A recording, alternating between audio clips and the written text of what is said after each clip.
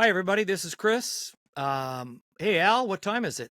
Yo, Chris, it's time for another episode of Readiness Rewired, a healthcare preparedness podcast.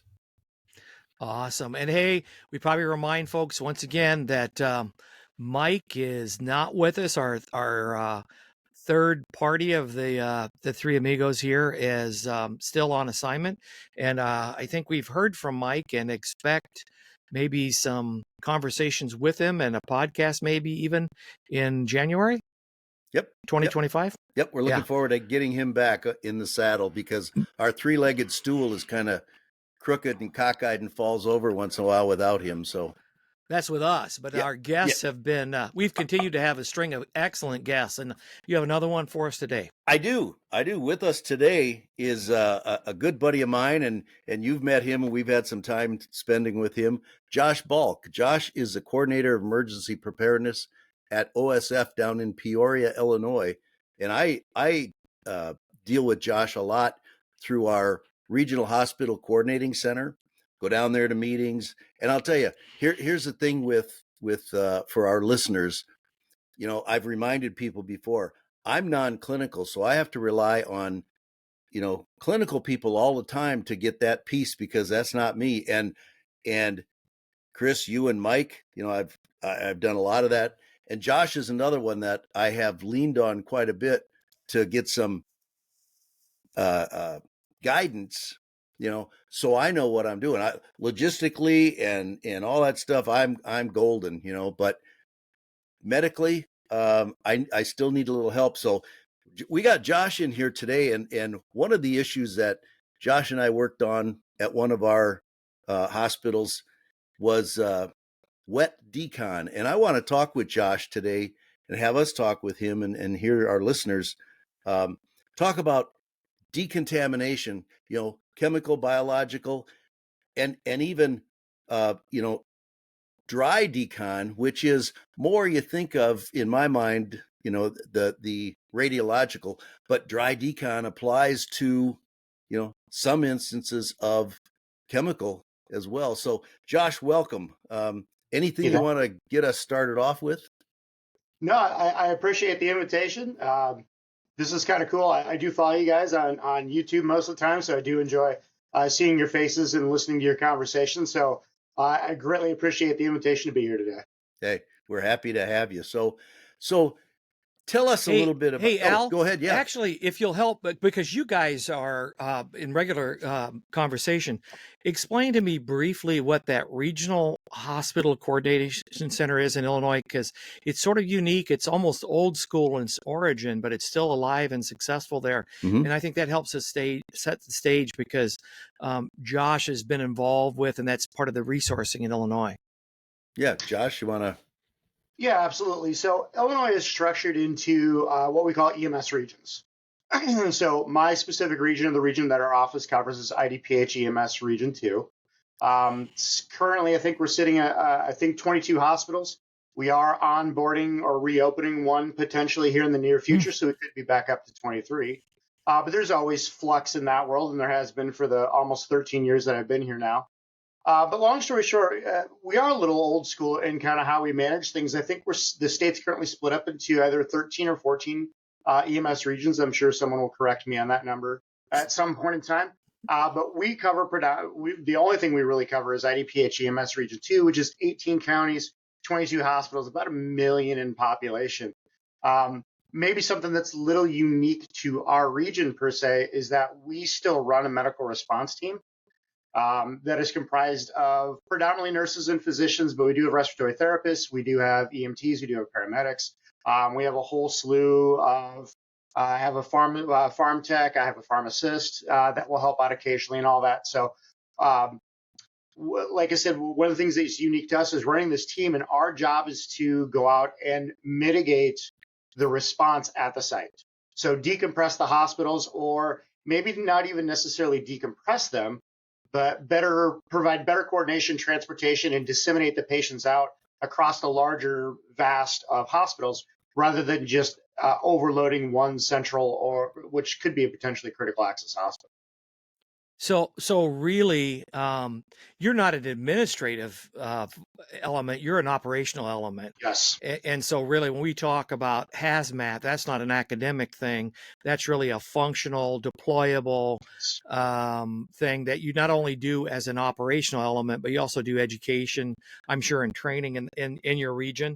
And that's Yes. sort of that regional hospital isn't just administrative in terms of, like, say, the federal grant, but the IDPH, or the Illinois Department of Public Health, helps in terms of coordinating funding and maintaining this anchor that is now, it's a funded, active, operational, as well as administrative kind of element on emergency preparedness. And you mentioned EMS, or emergency medical services, but this also ties into disaster responses, obviously, right? So some people may think, well, EMS is just one division, but this is really an integrated, like you already mentioned, hospitals that you guys Yes. are involved with. Which is Awesome. predominantly what we focus on. So in the state of Illinois, we have EMS systems that the EMS agencies are tied to, and those systems are housed within hospitals. So by taking care of the hospital, we're also assisting in the management and care of EMS also. Okay. So it's kind of a tiered system in the state. Sure. And then again, just to kind of establish context in terms of hazmat, because Al's jumping right into an area of focus and a current issue, but hazmat in general is provided, especially for people that might be listening that aren't actively involved in emergency management, emergency medicine. Hazmat in most communities and situations at the scene is rendered by either fire departments or special state level response teams. And it sounds to me like you guys have some capacity to do that, but maybe your focus is on the hospital, but maybe receiving patients that aren't completely decontaminated, may have arrived on their own and escaped initial decontamination, or maybe they were grossly decontaminated. Now they need further decontamination. Is that right? Yeah, absolutely. So around here, predominantly the fire departments manage hazmat operations on the scene. We do have the capacity. We have a trailer that can respond to the scene, can assist in the decontamination, but our predominant focus is the patient. So not unlike the fire department, because they do focus on the patient, but the fire department has the scene as a whole. When we arrive, we can decompress the patient management off of them and not only provide the patient decontamination, but also provide the patient care, and then work with the EMS for eventual transportation to a center that can manage that patient. Awesome. And then there's probably, this is where Al is getting into the dry decon in particular, I'm thinking, is that you can have incidents that occur and the fire department focuses on the victims that were actually at ground zero of whatever that incident that was. And then we get worried. Well, we got bystanders that think they may have an exposure. Again, some folks that didn't wait for the fire department just jumped in a vehicle and took off. So hospitals need to have this hazmat capability of determining what's happened. And even those that have been deconned by in the field, in what's often called, I think, gross decon, might need further decon, especially if they have wounds and wounds need to be debrided, or if something's been ingested or something like that. Is that fair to say? Correct. And the other thing is we focus a lot on large scale incidents. So when we do a lot of training and we see a lot of conversations in the news, or we go to conferences and we hear certain speakers discuss certain events, those are usually typically large scale events. And fortunately, knock on wood around here, we don't see those incredibly often. We had an incident earlier this year in a local jurisdiction that presented 4 different patients to us.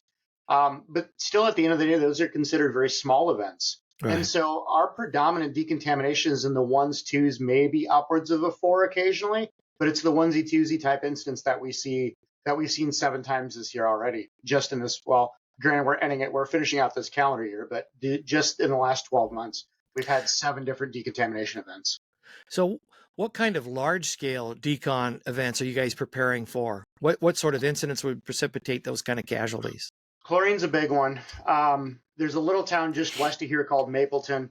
And actually, if you look at it on Google Maps, just on the very west side of Mapleton, there is a Caterpillar foundry. There's 4 chemical plants. And then at the very end where the 4-lane splits down to a 2-lane, for those that are going to Google Maps this, off to the south side, there's 4 very large white cylinders, white tanks. They look like petroleum tanks. and they're just filled with chlorine, hundreds of thousands of gallons of chlorine. That site specifically will offload the barges coming up or down the river, and then they will either offload into those tanks and then into the rail cars, semis, small cylinders, all the way down to a 100-pound cylinder for local use or commercial use or personal use or whatever. So that is one of the larger scale events that we prepare for with a specific chemical attached to it. Smaller events that we see a lot more often. We're fortunate we haven't seen a large scale chlorine event, but for smaller events, anhydrous. We're a central Illinois large agricultural community. We get anhydrous once, twice a year, spring or fall, doesn't really matter. Things happen, things fail, it's mechanical. Mechanical, when you put people with mechanical things are bound to happen. So we see a lot of, I shouldn't say a lot, but we do see anhydrous a couple times a year. And then, man, from there, it is all over the spectrum. Organophosphate events from farmers, home type stuff of them spilling, mixing chemical cocktails that didn't go well, mixing things like chlorine and ammonia. We know how that happens. And, we get those types of events quite often. We've seen just incidents. We have manufacturing around here. We've had incidents at the manufacturing facilities where things have just not gone correctly as they were supposed to. Safety things were put in place and either bypassed or failed or whatever happened, and we get these patients that are ending up at our facilities. I should say that most of the time, our commercial and industrial facilities are very good at notifying us that patients are inbound, but we still see agricultural community events, highway pileups, whatever it may be, where we either get little to no notification. Wow. And Josh mentioned, the spring and fall with the farmers and the chemicals and things, but what always worried me, and I think Josh talk about the fire departments too, is we're in the Midwest, and it's not always 50 degrees or 80 degrees outside. It could be 20 below zero when something happens to some, and that's where I always worried, to say, wow, and I've asked the fire departments, we got a great hazmat team in our area, and I've said, you talk about wet decon, but oh my gosh, at 20 below zero, you can't get the fire hose out, and there'd be a lot of shrinkage going on, So but it's like, what do you guys do? And that's where the captain of the hazmat team and Josh and I have talked about, what is appropriate for dry decon, because I've known dry decon from a radiological perspective for a long time. Makes sense, baby wipes, and taking the clothes off, we'll take off what, Josh, 80, 90 sometimes percent, roughly 80%, yep. Something. And so you don't always have to have wet and out in the wintertime at 20 below or zero or something. It's a challenge. So when I heard about the dry decon, it's like, we gotta learn more about this. We gotta talk more about this so we can understand, because Josh, tell us about the two guys. I think everybody understands wet decon a little bit more, but dry decon, it doesn't apply all the time. Correct. But there are many, many instances where dry decon can get you out of a lot of trouble and get you to the point where our hospitals can treat the patient now that we're not exposing and putting our employees at risk, and that's that. In radiological, we always tell them, the patient comes first. We can deal with the radiation. That's not a big deal unless it's ingested. When you get chemical and they're off gassing, it's tough to have a nurse step back and prepare. Josh, you've gone through that with us at one of our hospitals, but you got to do that because you got to protect your staff. So, tell us what you've been doing with wet and dry. So wet versus dry, predominant, we still teach, and just because we are a first world country and most of our hospitals do have the capacity and the capability, or at least we're moving to it, to be able to set up very quickly a shower, provide a technical decontamination to our patients, process them into our facilities, and provide care and treatment for those casualties. When specifically, and I'm not going to call it critical access because a couple of our critical access hospitals now have really nice built-in, ready to go, decontamination facilities. But even some of our larger scale hospitals don't have that ready to go facility per se. I'll pick on a facility that is just outside of a region that I've done a lot of training at. They are fortunate that as of this year, they now have a built-in facility. Really nice, 2 shower heads, climate controlled, storage tanks, storage rooms, great setup, really good job. But prior to that, their response was, hey, we have a patient here that's been contaminated with XYZ chemical. We need to conduct decontamination operations or procedures on this patient. Call facilities. Facilities are going to arrive. Hopefully this is during hours, so they're on site. Grab the forklift, go to the garage, get the tent, bring the tent up front, get it all hooked up, get it set up, get it inflated, do whatever it needs to do, put the flooring in, put the racking systems in, all while, guess what? The patient's standing just off to our side watching this entire operation. It's now taken about an hour and 15 minutes. And then we finally get to the point where we're now decontaminating the patient, and now we're actually providing care. EMTALA says that we have to provide care, but it doesn't say within what time parameter. It just says it has to be an appropriate time. Given a chemical incident, the appropriate time for that facility was an hour and 15 minutes during the day. Now, most of our large-scale incidents don't occur Monday through Friday, 9 to 5:30, right? They occur Sunday morning. They occur Christmas morning. And Christmas morning and New Year's Day are infamous days for having problems. 4th of July is another good one, right? People don't look at the 4th of July as this major holiday. But coming from an EMS background, 4th of July is the hardest holiday to staff. Where is everybody at? They're at the local fireworks, right? So now I've got to call our facilities or our operations or whoever it is that sets up our structures or our decontamination facilities. I've got to get them to my facility. They have to acquire whatever resources they need to bring the equipment per se to wherever it needs to be to erect it and set up and then process the patients through. I'm going to need a decontamination team of people who are trained, probably a couple clinical staff to provide some care to these patients if needed during this. So long or the short of this whole thing, there's a lot of resources and a lot of time that takes for some of these facilities to set up. Where am I going with this? Wet or dry decontamination. So that's all wet decontamination that could take time. Dry decontamination can be very simple as it's really just some type of an absorbent material that is used to collect, absorb, or obtain the materials off of an individual. There's a couple different ways we do it on site here. Lint rollers I have found to be amazingly good at doing this, as long as the material is dry. So wet versus dry, when we're talking not about DECON, but we're talking about the substance in and of itself. For dry materials, powders, dust, sand particles, things like that, like silica sand, lint rollers work extremely well. Mitts made of tape, wrap the tape sticky side out, so sticky side down on your palm, and then you can blot the material off the patient. If the substance or the chemical that's contaminating the patient's wet, we're going to have to use towels or some type of other absorbent material to try and absorb that moisture per se, that wetness, that caustic material off of that patient and get it into some type of solid formulation so that it can either drop in the ground and we can collect it, or we can dust it off into a barrel or a trash can, or even potentially a trash bag or some way, method or form of collecting that material.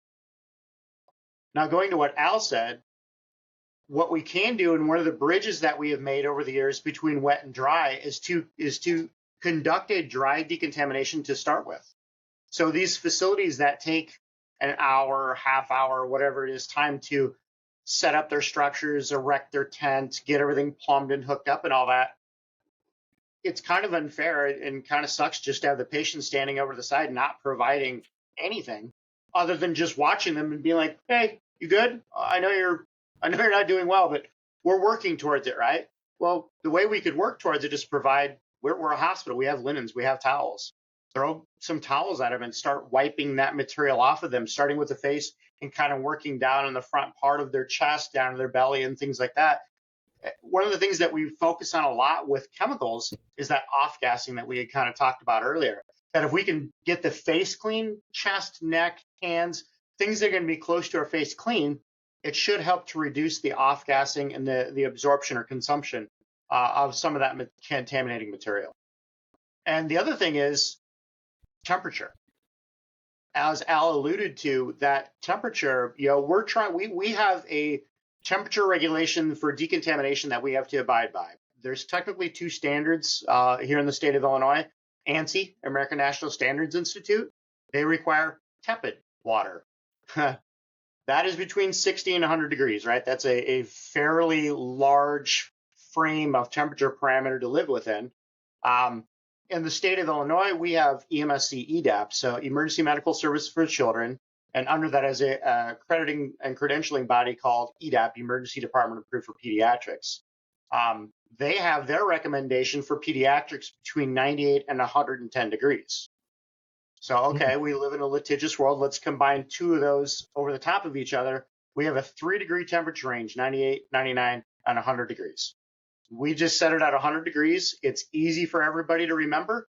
Our shower heads at our medical center actually have built-in thermometers into them, and they're color-coded, so they roll a red at 100 degrees. So we can just simply tell our staff, when that reads 100 degrees or that thermometer goes red, that's when it is safe to now begin decontamination operations. But prior to that, we can have them wipe things off, remove things via some type of absorbent material. And that's simply a dry decontamination without getting too technical.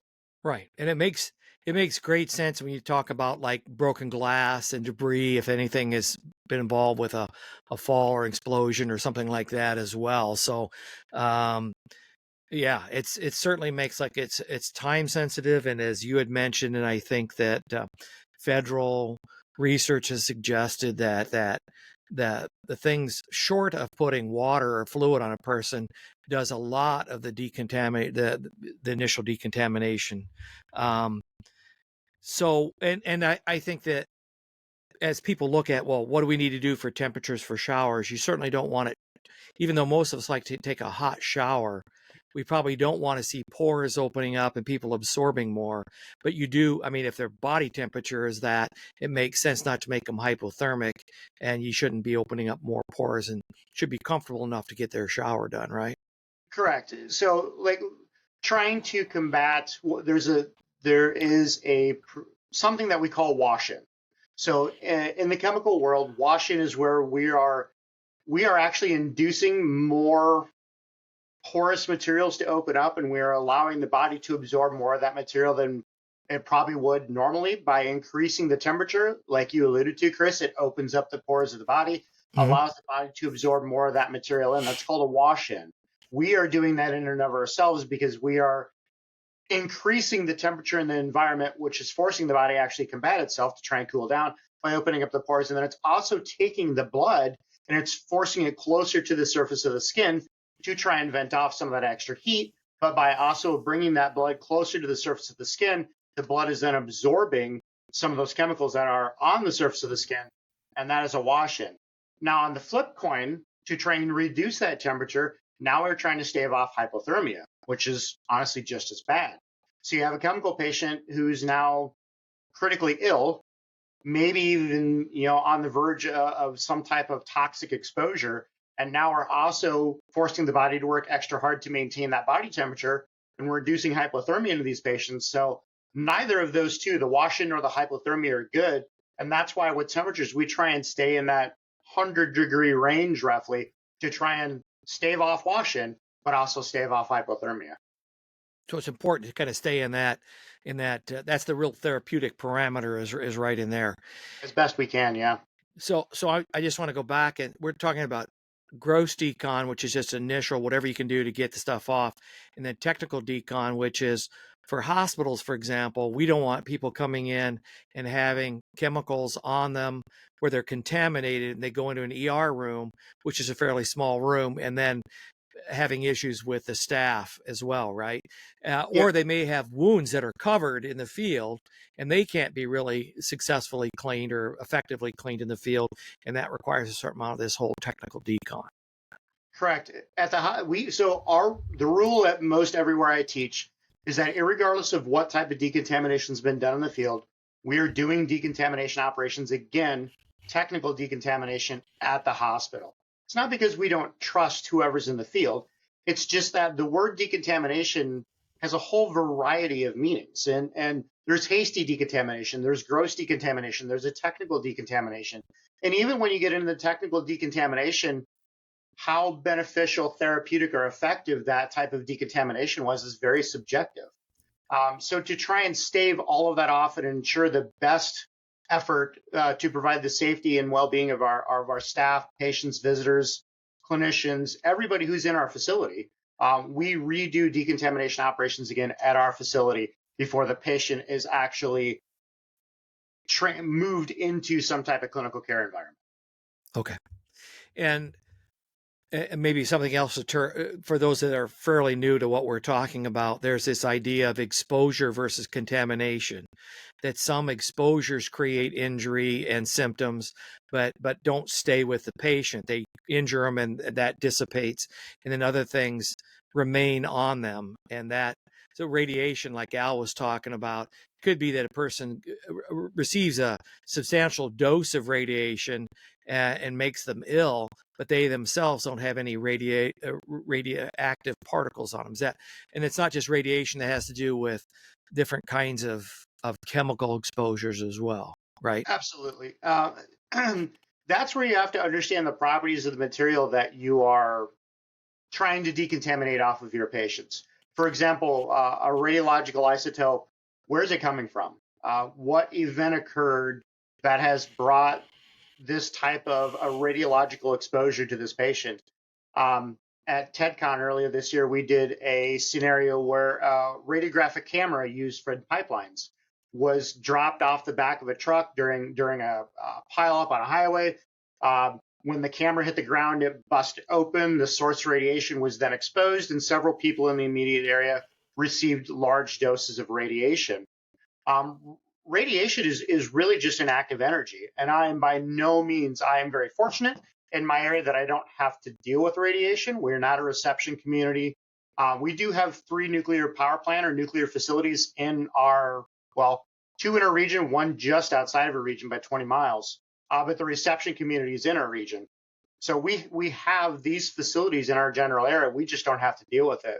But radiation is just the emission of energy of some type, very hyperactive energy. I'm going to boost a series. I think it's on HBO Max. It was called Chernobyl. Really, really liked it. Technically very accurate. A little bit of drama thrown in there for, to make it a good TV miniseries and all that. In one of the scenes, you can see the firefighters respond to the fire. There was technically a fire, but after the facility exploded, they go up and there's shiny rocks there, and they're trying to remove the rubble, and it's the radioactive carbon. And the firefighter grabs it and instantly receives radiation burns from it, not realizing what it was. Several others in the area received very large doses of radiation to the point where most of them died from acute radiation sickness a mere matter of weeks to several months later. So a lot of it has to do with the exposure that you're exposed to. Not necessarily decontamination isn't always required in these events because it's an energy transmission, not necessarily a particle or a chemical or some other type of transmission that's actually going to stay on the surface. So it's like receiving a large dose X-ray, right? You go and receive an X-ray, there's no particle transmission, it's all energy transmission. And we can't decontaminate energy off of a person. It's not really possible. But if they happen to be close enough to whatever leaked, the radiation, or they were in the facility when it blew up, they might have carbon dust, some type of radioactive debris or whatever on them that might require decontamination. And that's where lint rollers, baby wipes, even just down to a basic towel of brushing the material off the surface of the skin without debriding the skin. I think that's very important when we talk about dry decontamination. We're not trying to scrub it, especially dry, off the surface of the skin like a sandpaper type effect. That would then debride the skin and create a Barrett pathway for this to transfer through. We're just simply trying to remove it off the surface. And then very large thing that we don't talk about a lot is we're trying to contain it. Because just like a wet decon, right? If we go and we spray these patients off in the parking lot, all of that contaminated water hits the parking lot and then travels around, and then people start walking through it.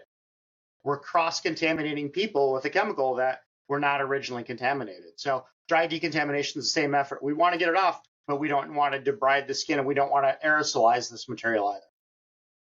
So you're also talking about removing clothing, right? I mean, simple things, removing clothing, removing watches or anything that might be, it's not just the skin, but anything that's attached to it that could also be carrying that contaminant. Yeah, certain studies have shown that just the simple removal of contaminated articles of clothing and sealing them in something away from the patient can remove upwards, again, depending upon the contaminant, can remove upwards of 80% of the material in and of itself just by removing clothes. Now, that's on the upper end. That's probably a winter where we're wearing coats and long pants and long sleeves and gloves and hats and things like that. You get to more of a summer style exposure when we have 110-degree heat index outside and you're wearing this little thin t-shirt and a pair of shorts and flip-flops. Your exposure is going to be much greater and the body surface area being covered is much less. So therefore, removing that level of clothing is probably not going to reduce it by 80%, maybe 20, 30, 40, 50%. So again, it's all about what's covered and how much the body surface area is covered by that article of clothing that you're removing, but watches, jewelry. So when they come into our facility, we take everything from them. They don a little paper gown. They, what we call doffing or removing all articles of clothing, any personal properties, jewelry, earrings, and everything. Basically, the only thing we allow into the shower is a patient naked underneath a paper gown. We're obviously trying to provide modesty and things like that, a little bit of privacy as best we can. There's still not much. And then the one thing we want is for them, if they have it, a state issued ID with a picture on it. That is to help them. It helps us too, but it has to help them. 2013 tornado personal experience. I lost my wallet while digging through some rubble to try and help some patients. And I lost social security card, driver's license, every form of governmental or personal ID that I had, including my hospital badge. And to try and put that back together on the backside without a driver's license or a governmental issued ID was virtually impossible. It was very difficult. It took me many months. So my personal experience that I took from that was if they can keep their governmental issued ID, it's PVC, we can very easily decontaminate it, hand it back to them, and continue on with their decontamination procedures or even hold it for them quickly and allow them to process through the hospital and then continue on with life after that event with their ID. It's not as difficult to put the parts and pieces together. It also helps our registration because even if the patient were to become unresponsive, unable to speak, unable to talk, or whatever, we have their ID and we can now use that information and enter them into our system to possibly even pull up their old chart and past medical history. So really, I mean, that's one of those little granular level challenges is what do you do with backpacks, wallets, clothing items that people have taken off? Once they get in the hospital, they want to retrieve those items, purses, and really until if they can be decontaminated, they have to be kept outside the hospital and can't be brought in. So that's an excellent point that if there's something small that can be brought in to maintain that identification and give them some identity, that makes some real sense. So what are you recommending that your staff wear during this process? What would Al need to put on if he was helping you with dry decon and he was actually maybe assisting maybe some children, smaller children that maybe need some assist in this, although Al may not be allowed to do that legally. Careful. Just kidding, Al. Just Careful. kidding. Yeah. So for Al, we don't recommend any PPE. Just an FYI. Yeah, I was going to ask about the PPE because a lot of people are still a little confused on what level of PPE is going to keep me safe. Sure. And it, man, it's a whole gamut. So yeah, Josh, talk about that a little bit. Before you do, remember on our acronym POLICE, PPE is personal protective equipment. Thank you. It's a generic term for yes. Welcome to healthcare masks and acronyms. gowns. Yes. Yeah. So the general rule of thumb as it pertains to PPE, personal protective equipment, in a active contaminating environment. So we as citizens, we're the hospital. We hope that we are not the site of whatever this incident is. So we'll just preface that right now that this incident has occurred offsite at some type of an industrial commercial facility, and then the fire department's going to mitigate the scene. The patients will eventually be transported to the hospital. So with that being said, even if the rule of thumb, your decontamination team is one level below whatever your entry team is. So in hazardous materials, there's 4 different levels of PPE that we predominantly use or classify. So level A is a fully encapsulating suit of some type, like the big Gumby suits that you've probably seen in movies and all that kind of stuff, with a self-contained breathing apparatus. A level B is just a step down from that, self-contained breathing apparatus, but a little bit lighter suit, a little bit less protective, still fully sealed, still fully contained. SCBA is typically on the outside instead of the inside. And that is typically what your fire-based decontamination is going to be on scene. So if entry team, the hazmat team, makes entry in level A's, your decontamination team can be in level B. Now, following suit with that, even if the patient's decontaminated on scene, remember earlier I said we have the generalized rule that regardless of what's been done on scene, we're doing it again at the hospital. So theoretically, if decontamination was done on scene in level B, we can step down one level below that and go to level C. Level C removes the requirement for a self-contained breathing apparatus, think firefighter. We remove that and we go with what we call a PAPR, a powered air purifying respirator. We use, there's a variety of them used out there. 3M makes probably the predominant one right now. We use a CBurn cartridge on it, so chemical, biological, radiological, nuclear, and explosive. It's designed to filter out all of those materials. So the way that works better in a hospital is my clinical staff, who's predominantly on my decon team, are not firefighters. They're not used to wearing SCBAs. They don't do SCBA drills. They're not trained in the use of them. And then on top of that, the hospital doesn't own any, but we own PAPRs. And so it's a very loose fitting. We use a loose fitting hood. It's a butyl rubber hood. It's a hose attached to the hood that goes down to a power pack on the lower portion of their back. And it's got filters in there that filter the ambient air of the environment, clean it up, and then push it up into the hood for our staff to wear. Our suits are still a level B suit, the same as the decontamination team and the fire department would wear. What we're doing is we're just reducing the requirement or removing the requirement for the self-contained breathing apparatus and putting them in something that's a lot more comfortable and a lot more suitable for the environment that they're going to be decontaminating in, being a PAPR style device, basically. Still a protective suit, fully encapsulated. The hood provides the hood that it kind of attaches to the suit a little bit. The boots are attached, the gloves are taped on, so they're still fully sealed. It's just basically a little less respiratory protection because we know the oxygen in our environment, it has a high enough oxygen concentration that we can just filter the impurities of it and we'll be just fine. So that's kind of an overview of the PPE that we use. Sure. And a couple of great kind of clarifications too to that.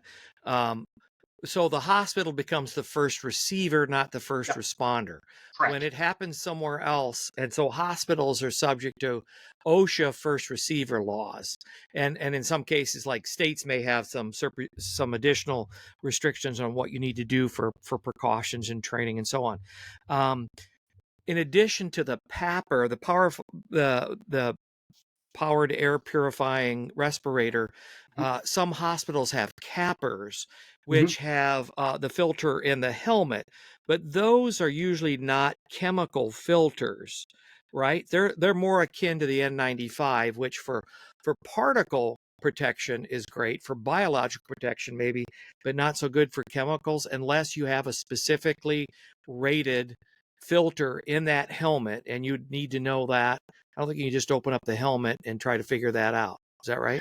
Yeah, the capper style PAPR, because it's still a powered air purifying respirator, it's just built into a cap per se. So it's more predominantly named a capper. We don't really use them much around here, but they are pretty much, for everything that I've seen, pretty much strictly used in a biological style. So think COVID, Lassa fever, Ebola, something like that Right. style tile environment. Because the filter is typically a HEPA, so a high efficiency particulate air filter. So you're filtering down to the micron level, but it's allowing gases and things like that to pass through it without a problem. So your chlorines, your anhydruses, and other toxic industrial chemicals would simply pass right through that filter and not be hindered in any way, shape, or form by it, because that filter is not, and that capper is not necessarily designed to filter that out.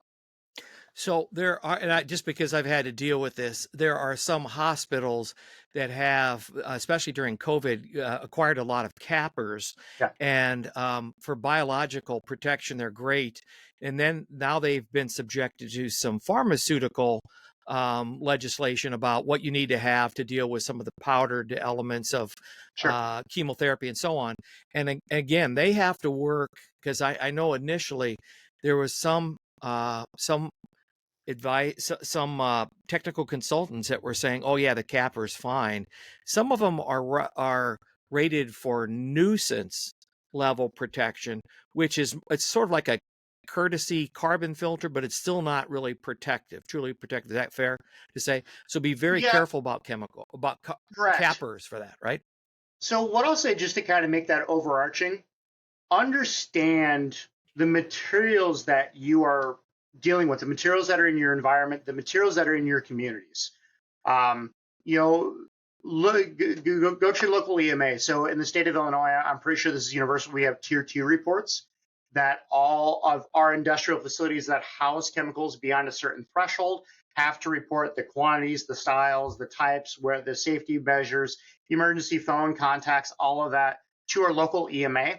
Our local EMA allows us as a facility access to those tier 2 reports. So should there be an incident at a facility that I recognize as one of our facilities that has a tier 2 report, I can pull up that facility's tier 2 report, pull the SDS sheet or the safety data sheet for that chemical at that facility, because that's, so quick sidebar on SDS sheets.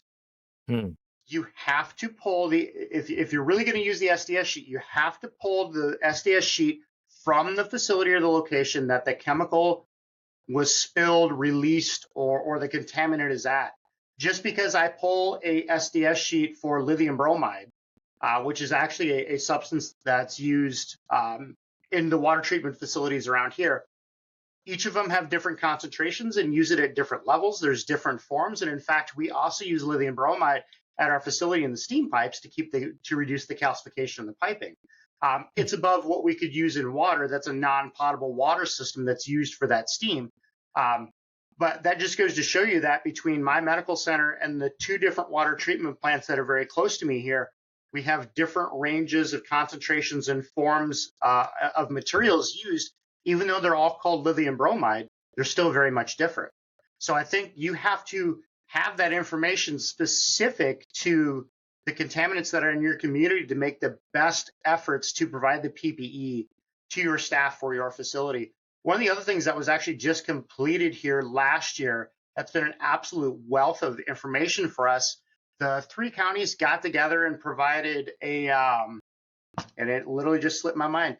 It's basically a transportation chemical affidavit, I guess you call it. It's a listing of all the chemicals that are transported through our areas, their quantities, what types they are. Oh, And wow. that's rail, barge, and over-the-road highway style type document. And it enlightened us to a lot of things that are transported through our areas that are not housed, contained, held, or stored in our area. But still, we see accidents on the over the road all the time. And in fact, if you saw what happened in Pecos, Texas, yesterday or the day before, with that train striking that semi that was stuck on the tracks, we hope that train did haul hazardous materials. The semi did not. The train did. Luckily, nothing leaked open. But there was a couple really gnarly, nasty materials that train was hauling that are probably not stored locally. They're just transported through the area. And had they released, I hope the community would have been ready to respond to that style of event. So having that transportation study done helped us pick out our PPE and ensure that really we were good. We were really good with the PPE that we had, and it protected against all those things. But it helped to embrace or ensure that we were actually prepared, that our PPE was at a level that was safe for those style of events. Okay.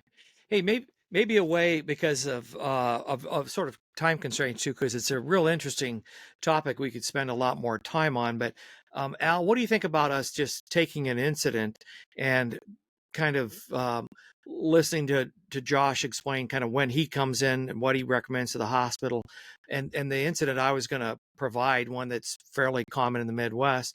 Let's say a crop duster. It's in the summer, Yep. and a crop duster accidentally is on the wrong field, and we've got a bunch of detasselers out there. Yep. So we're at a hospital, and we get a report that this apparently has happened. We're not exactly sure what was on that plane, that, you know, and how much the young adults were. That how many, we were just told there's like 20 people were in this field. They got sprayed, and they're on their way in. They didn't really have any decon facilities there. Yeah. Take us to how you would. We're the hospital. We're calling you to alert you of that, and we're saying, "Hey, Josh, what should we be doing here?" So I think the first thing I appreciate in that event, and you alluded to it, is that they're calling us. That's one of the things that we struggle a little bit with. Even from some of our first response agencies that aren't typically involved in these style of incidents, is that notification that there's been an incident, whether that notification occurs post-incident, hey, even if it's, hey, we're on your way, we've got 4 patients that are all ambulatory, they're considered green, we field triaged them, they're conscious, they're alert, we'll be there in 15 minutes. Great. That people don't realize how big that really helps us in responding to this incident. So now that we know that this incident's going to occur, the first thing that our charge nurses are going to do in the emergency department is staff a decon team. They're going to grab probably a couple of our patient care technicians, which are either EMTs or paramedics. They're probably going to grab a couple nurses, and then whoever just happens to be strolling around the department and one of our other ancillary levels. And we're going to staff a team to a certain level. We're knowing what's coming at us. If it's just 4 or 5, we're probably going to would try and staff about 3 to 4 people on our team, with one charge nurse in charge of the operations. We will start. Our shower is always ready. We're super fortunate to have a 6 shower head built in with both a doffing area, a shower area, and a donning area that dumps straight into the hallway of our emergency department pods, which you'd have to understand how our ED is set up, but that's irregardless, it dumps into the department. That sits outside right where our ambulance bay is. So if they're being transported in by EMS, which is probably how these patients would come in, we would receive that 10 to 15 minute prior notification that they're inbound, get a quick overview on the status of the patients.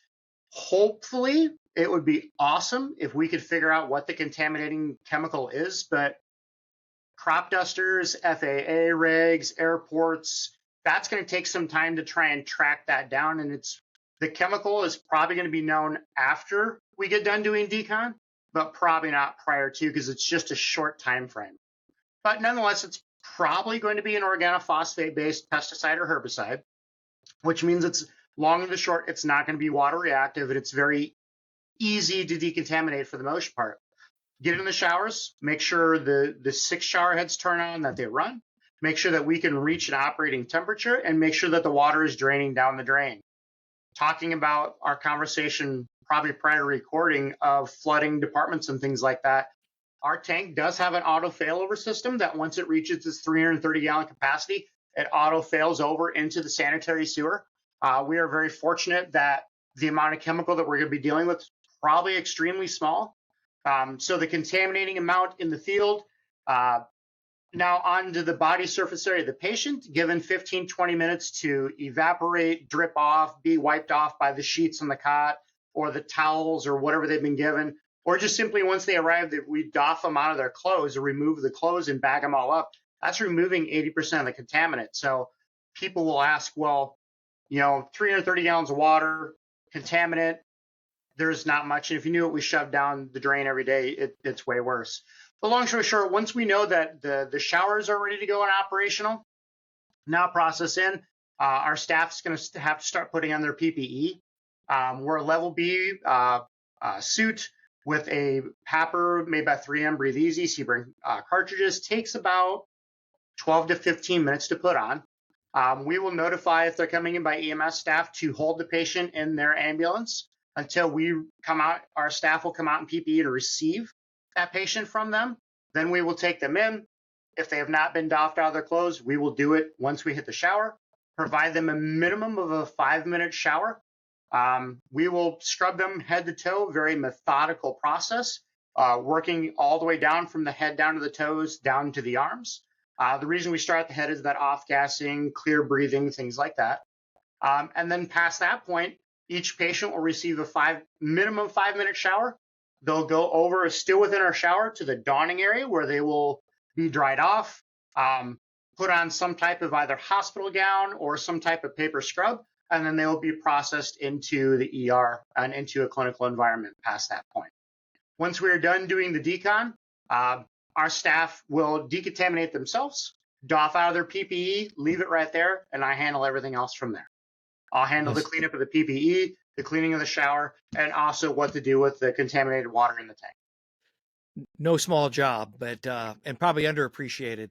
And you're recommending, I think, in our state, in our area, we kind of are challenged with EMS not having any requirements for PPE or space to do that. That they at least have all their vents and windows open that they can while they're transporting, if they do transport these folks. And then also, yeah, go ahead. Sorry. We hope the hope is that the fire department or someone on scene has done some type of decontamination, hasty or gross. Something has been done prior to EMS transporting. Our life flight crews will not transport that patient if they have been involved in a hazardous materials incident. And even if a hasty decontamination is done, they still will not. It has to be a water-based decontamination for the most part, or some type of dry decontamination should the situation allow it. And then they're still probably going to be in contact with both their clinical physician and then also us, just to double check to make sure that it's safe for them to fly with that patient in very close quarters. Okay. For EMS, we hope that decontamination was provided locally, that patient was hopefully on scene, doffed out of their clothes, wrapped in a blanket or a sheet, and then transported by EMS to the hospital. At that point in time, vents, fans, windows open, everything down, get as much airflow through that environment as absolutely possible, just to ensure the safety of the EMS practitioners. And then just aside for this particular organophosphate suspected poisoning, that there are chem packs, which are actually for intentional nerve gas poisonings, mass poisonings. So there's chem pack resources that have chemicals strategically located in people's states, and they need to know how to access requests and get them transported, since that would be important. And I'm guessing your facility probably has the chem pack, and you can access that. We house the chem pack at our facility. Our pharmacy also, at our request, houses large doses of large quantities of multi-dial doses of atropine, a little bit of 2-parallodoxamine chloride, and then a couple cyano-kits too, just in the event that we might need these. Yeah. So we've talked to the pharmacy. They house it all. I don't do anything with it. They house it for me, and then they just use that stock and continuously rotate. Wow. So the theory is it should always be available down there. Right. And that way we don't have to break into the chem pack. But if we need to, we do have it on site also. Gotcha. But smaller facilities may need access to that. Correct. And that's where their local healthcare coalition can really play a big part of that. Is the state of Illinois has in their chem pack plan, like my chem pack, who I'm responsible for. Macomb has a chem pack who they're responsible for, and then there's other chem packs around the region. We're all responsible for certain hospitals and EMS agencies, or EMS systems, I guess I should say. So knowing that and who to contact to get your chem pack is extremely valuable. Wow. So in that now, Chris, you can see why I wanted Josh to come on the podcast. It's so interesting. And a lot of people really don't know as much as they should. And hopefully this is helping, because we talked about, you mentioned about the tanks and the overflowing and everything. And we always talk about the solution to pollution is dilution. Absolutely. And that really does work. Now, Chris, I'm glad you brought up the ChemPack, because again, for our listeners and those in emergency preparedness or in the field doing anything, if that's a new term to you or you're not aware of that, reach out to your service area or to your region. Reach out to your EMA. Get that information, because ChemPack, when I first started and brought the ChemPack into one of our hospitals, it was kind of this super secret squirrel stuff. Don't tell anybody. Right. And all of a sudden people went, well, if we got to tell the proper people, the right people, about what's a ChemPack, what's in it, how to utilize it, how to, what the process is. And now, both with Josh in Region 2 down there, when I go to meetings with him up in the Iowa area where I'm at, we do once a year, we do ChemPack education. So all our systems hopefully remember and know, and it isn't surprising to them. So for those listeners who have not been exposed to ChemPack, please reach out. It's a very critical asset we hope you never have to use. Absolutely. But we hope you know about it, because it is there just in case. It's part of the national strategic stockpile, and not everybody can access it. I mean, there's plans and policies and procedures, and so when you do need it, you're going to need it in a timely fashion.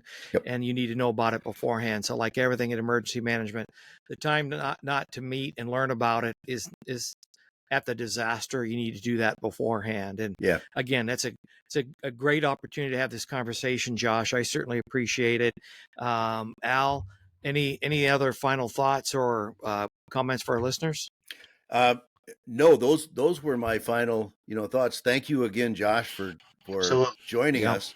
And funny, Chris, because Josh and I were talking the other day, and Josh says, "Well, I'm really not sure. I'm not the expert." Yeah, you can tell. Maybe there are people, and I told Josh this. I said, maybe there are people who know more than you, but Josh, you know a hell of a lot, and he communicates well.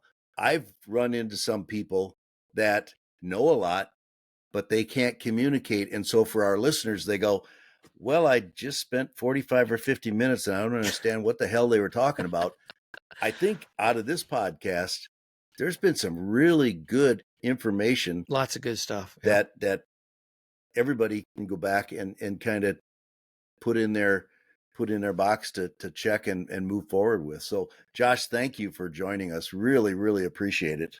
No, thank you for the invite.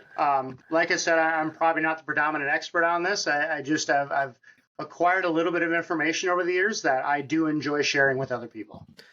Well, we're all on a journey, and you're on a little farther on your journey in this particular area in particular. And if you don't mind, we'll probably share some contact information so people can reach out and have further conversations with you. We'll put that in the description paragraph that we put with this podcast that should be available for people shortly thereafter. Al, anything for our listeners? Any reminders? Well, with Mike not here, I'll kind of take over for Mike and remind people that we can be contacted, readiness.rewired@gmail.com. Reach out to us. We just answered a couple of emails the other day that we got in there, and people were asking about some things. How do I get connected with this person or that person? We're happy to do that. So please do that. Also, if you go out to YouTube, hit that subscribe button. It's free. It'll just let you know when our podcasts are posted, and you'll be able to listen to it. Ring the bell. And if you like us and you think we did a great job, give us that thumbs up. As Mike says, hey, if we sucked, give us that thumbs down, because we want to know how we're doing. So thank you, everybody. And we'll be back with you hopefully soon.